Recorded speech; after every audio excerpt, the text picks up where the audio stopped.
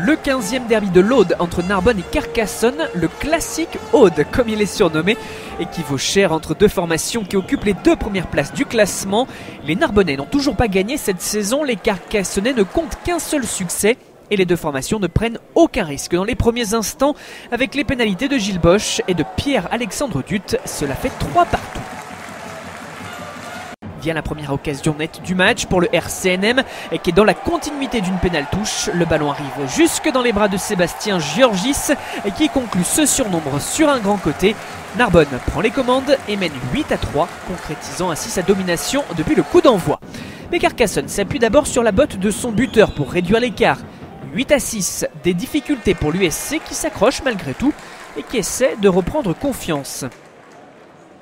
Comme sur ce ballon porté après un lancer capté par Kevin Gimeno, l'action en première main et la percée de Louis Marou qui échappe à un premier plaquage, pénètre dans les 22 mètres et donne à Fabien Grammatico, repris par Orlando Stott mais qui peut se relever et terminer au courage. Cette action, c'est le premier essai inscrit par les Carcassonnais. L'arbitre demande confirmation à son juge d'en-but pour le toucher à terre qui a bien eu lieu. Et les visiteurs prennent pour la première fois les commandes pour mener 13-8 au Parc des Sports et de l'Amitié. Stott, battu sur l'action, coupable de 2 coups de pied manqués, a été remplacé par Navakadretia dans les rangs narbonnais. Et le RCNM cherche à reprendre la maîtrise de ce derby. Une pénalité obtenue dans ce ruck. Pierre-Alexandre Dutte, peu après la demi-heure, maintient un écart réduit de 2 points, 13-11 pour l'USC. Les deux formations alternent le bon et le moins bon. Des scories mais les rares coups sont joués à fond. L'exploit individuel de Steven McMahon, parti de son camp et qui mystifie une partie de la défense adverse, il est repris dans les 22 mètres grâce à la cuillère de Paul Belzon. Les situations sont rares.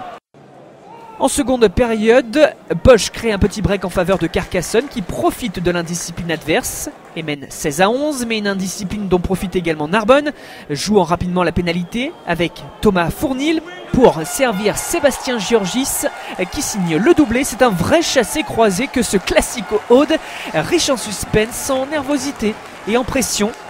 Malin sur l'action, Fournil transforme et les Narbonnais peuvent à nouveau mener 18-16.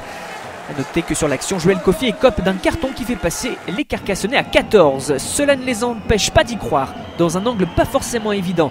Bosch remet l'équipe de la Cité dans le bon sens. 19-18 pour l'USC. Le RCNM est néanmoins déterminé à mettre la pression, lui qui a déjà perdu 2 fois devant son public. Un ballon porté conduit par Clément Esteriola s'est écroulé devant l'embut, mais l'on fait preuve de patience pour se réorganiser. Et comme un symbole, c'est le capitaine Romain Mankia qui est l'auteur de ce pick and go gagnant pour à nouveau faire basculer ce combat au doigt passionnant pour sa dramaturgie. 23-19 pour Narbonne face à Carcassonne. Ultime action après la sirène, démêlée devant la ligne. Et un ballon gardé au sol après de multiples percussions infructueuses, la pénalité. La fin de la rencontre, succès narbonnais, le premier de la saison. Le Parc des Sports et de l'Amitié exulte alors que le collectif carcassonnais décroche tout de même un bonus défensif. Les deux formations restent néanmoins en position de relégable après 6 journées.